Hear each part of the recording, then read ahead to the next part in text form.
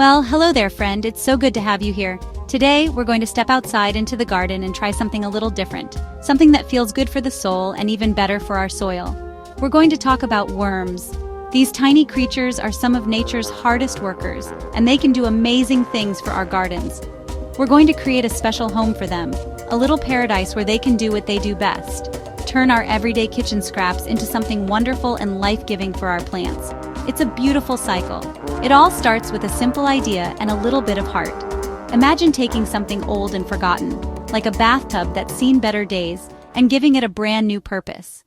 Alright, first things first, let's get all our tools and materials together. Being prepared makes everything go so much smoother and more fun than work. You might already have most of these things around your home or shed. We're aiming for simple and resourceful here. You'll need an old bathtub, of course, classic clawfoot tub, simple built-in bathtub, any bathtub you can find, a drill with a 1/4-inch drill bit, drill for drainage and airflow holes, old bricks to lift the tub, or sturdy wooden blocks, landscape fabric, or old window screen. Cover the drain to keep worms in and let water out. You might be wondering, a bathtub? Really? I get it. It sounds a little out there. But when you think about it, an old bathtub is almost perfectly designed for this job. First of all, they are incredibly durable and built to last. Made of cast iron or enamel-coated steel. They can withstand the weather year-round without breaking down. This means your worm farm will be a permanent, sturdy fixture in your garden for many years. It's a true example of upcycling, taking something that might have ended up in a landfill and giving it a productive new life. Okay, now for the fun part, where we get our hands dirty and start putting this all together. The first step is to prepare the bathtub itself. Find a good spot for it in your yard.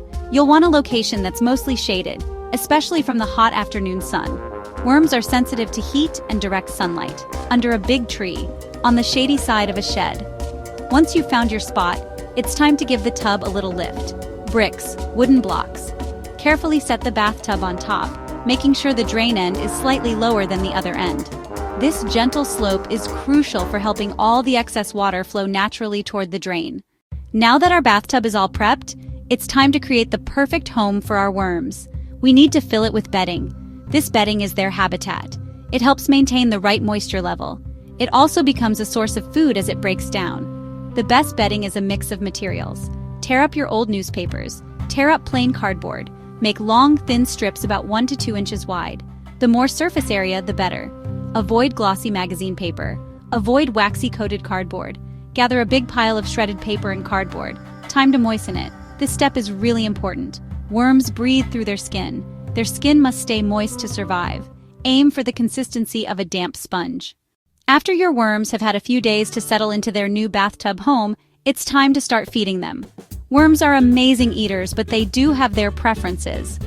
They love to eat fruit and vegetable scraps from your kitchen. Apple cores, banana peels, carrot tops, lettuce leaves, coffee grounds, crushed eggshells. The eggshells are especially good because they add calcium and help balance the pH of the bedding. To make it easier for the worms to eat, it helps to chop or blend the food scraps into smaller pieces before you add them to the bin.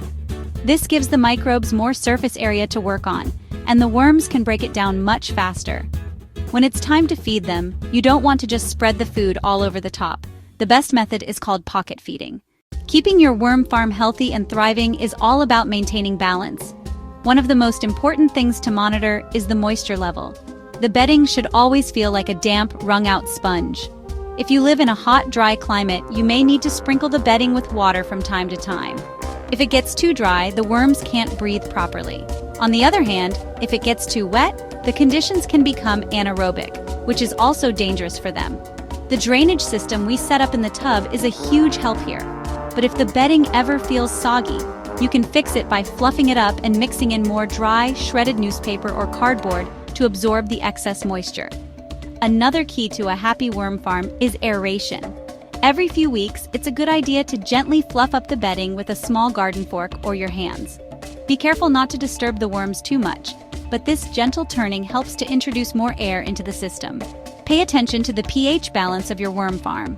A simple way to keep the pH in check is to regularly add crushed eggshells to the bin. After a few months, typically about 3 to 6, you'll start to notice a wonderful transformation happening in your bathtub. The bedding you started with will have turned into a dark, rich, crumbly material that looks and smells like beautiful, earthy soil. This is the good stuff. This is the black gold we've been waiting for.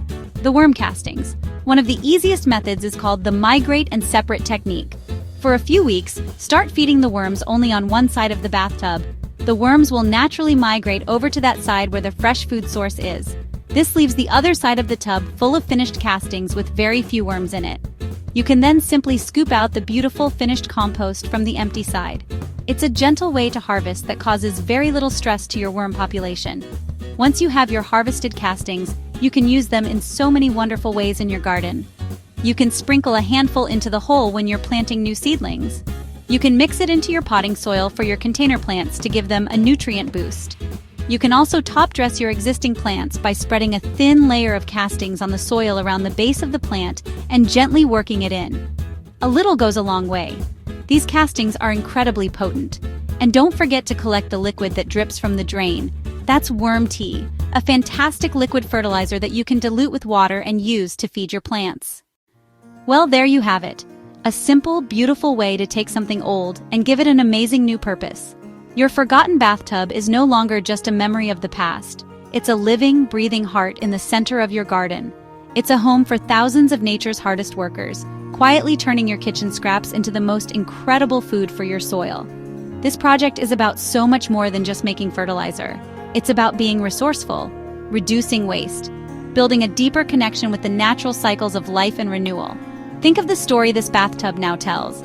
It's a story of transformation. It's a story of how even the smallest creatures can make a huge difference. Every time you add your coffee grounds apple cores to the bin, you're participating in that story. And every time you harvest that rich, dark compost and feed it to your plants, you're seeing the beautiful results of that partnership. Your flowers will be brighter, your vegetables will be tastier, your soil will be healthier, your soil will be more alive than ever before. It's a gift that keeps on giving, season after season. I truly hope you feel inspired to give this a try. Don't be intimidated by it. It's a forgiving process that's meant to be enjoyed. It's about getting your hands in the soil and feeling that sense of accomplishment that comes from creating something both beautiful and useful with your own two hands. It's a project you can share with your family. A wonderful way to teach children about sustainability and the magic of the natural world. It's a small change in your backyard that can make a big impact on your garden and on the planet. So go ahead, find that old tub, gather your supplies, start your own worm paradise, embrace the process, learn as you go, and watch as your garden transforms.